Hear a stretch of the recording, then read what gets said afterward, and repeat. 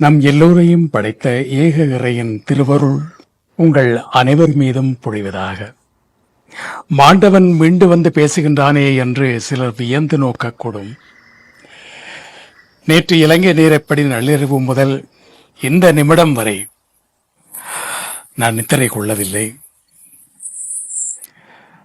அந்த விஷமச் செய்தியை கேட்டு ஆயிரம் பல்லாயிரம் அன்புள்ளங்கள் தொலைபேசியில் என்னை அழைத்து என் குரலை கேட்ட பின்புதான் நான் உயிரோடு இருப்பதை நிச்சயப்படுத்திக் கொண்டார்கள். அதிலும் சிலர் என் குரலை கேட்டதும் கதறி அழுததை கேட்டு என்னால் தாங்க முடியவில்லை. இத்தனை ஆயிரம் அன்புள்ளங்களை நான் பெற என்ன தவம் செய்து ஈன்றாளோ என் அன்னை என்று நான் நினைத்துக் கொண்டேன்.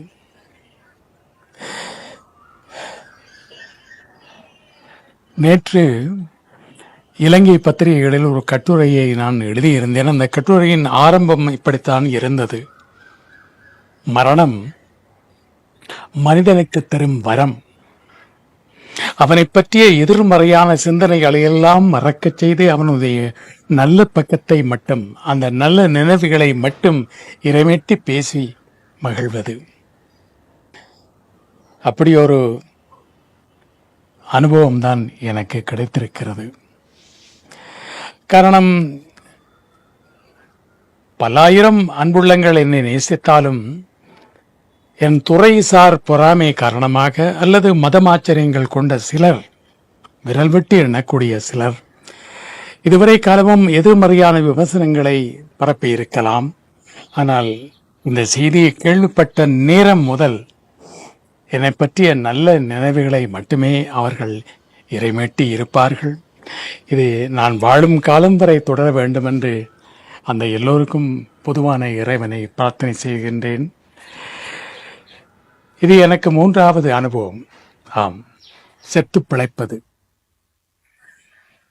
முதல் அனுபவம் 1983 ஆண்டு இனக்கலவரத்தின் போது என்னையும் என் மனைவியையும் உயிரோடு கொளுத்தி எரித்து விட்டார்கள் என்ற வதந்தி இங்கு மட்டுமல்ல, தமிழகத்திலும் பரவி தமிழக பத்திரிகைகளிலும் கேரளத்து மலையாள பத்திரிகைகளிலும் வெளிவந்ததை என்னுடைய வானிலைகளில் வழிப்போக்கன் என்ற நூலில் பதிவு செய்திருந்தேன்.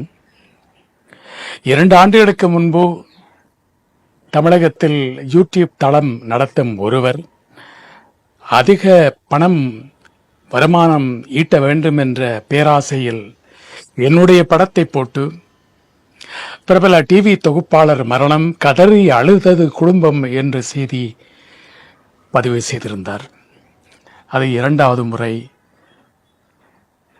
இது 3வது முறை. ஆகவே 3 முறை நான் உயிர் தெழுந்திருக்கின்றேனா என்று நகைச்சுவையாக எண்ண தோன்றுகிறது. நாம் இறந்த பிறகு நம்மீது உண்மையான அன்பும் பாசமும் வைத்திருந்தவர்கள் யார் யார் என்று பார்ப்பதற்கு நாம் இருக்க மாட்டோம். ஆனால் வாழும் காலத்திலேயே ஒருமுறை அதை கணிக்க, அதை அறிந்து கொள்ள இறைவன் கொடுத்த சந்தர்ப்பம்தான் இது. ஆகவே இந்த செய்தியை முதலில் பரப்பியவருக்கு எத்தனையோ பேர் சாபமிட்டிருக்கலாம். அந்த சாபங்களில் இருந்து அந்த மனிதரை காப்பாற்றும்படி அதே இறைவனிடம் நான் வேண்டுகின்றேன். ஏதோ ஒரு நன்மையை செய்திருக்கின்றார் அவர். ஆகவே அன்புள்ளங்களே, எனக்காக பிரார்த்தனை செய்த அனைத்து உள்ளங்களுக்கும் என்னுடைய நெஞ்சார்ந்த நன்றியும் வணக்கமும். நன்றி.